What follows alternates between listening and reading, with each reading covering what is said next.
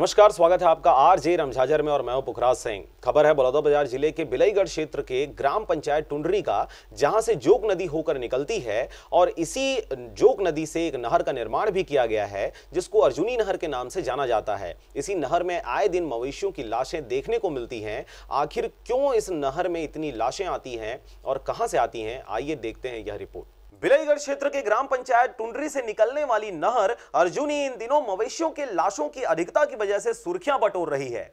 अर्जुनी नहर जिन क्षेत्र से होकर गुजरती है, क्षेत्र में काफी सारे गांव आते हैं। सरकार द्वारा नरवा, गरुआ, घुरवा और बाड़ी योजना का अनावरण तो कर दिया गया है, परंतु अभी भी मवेशियों की सही सुरक्षा व्यवस्था नहीं हो सका है। वहीं गौठानों के निर्माण लाखों की लागत के बाद भी मवेशियों के लिए कूड़ादान साबित हो रहा है और यही वजह है कि आज भी मवेशी सड़कों पर, खेतों पर या फिर नदी नालों के आसपास नजर आते हैं। वनांचल क्षेत्रों में हो रही लगातार बारिश की वजह से नदी नाले उफान पर हैं और अचानक से कभी भी नदी सहित नहरों में अचानक बाढ़ आ जाती है और यही वजह है कि इस नदी के आसपास रहने वाले मवेशी इन लहरों में बह जाते हैं, जिससे उनकी मृत्यु हो जाती है। और यही वजह है कि बिलाईगढ़ का अर्जुनी नहर इन मवेशियों की लाश की अधिकता की वजह से सुर्खियां बटोर रही है। इस नहर पर लगाया गया गेट मवेशियों के लाश से पट जाता है। ग्रामीणों द्वारा प्रशासन से इस बारे में कई बार जिक्र किया गया है, परंतु अब तक शासन प्रशासन के द्वारा इस ओर बिल्कुल भी ध्यान नहीं दिया जा रहा।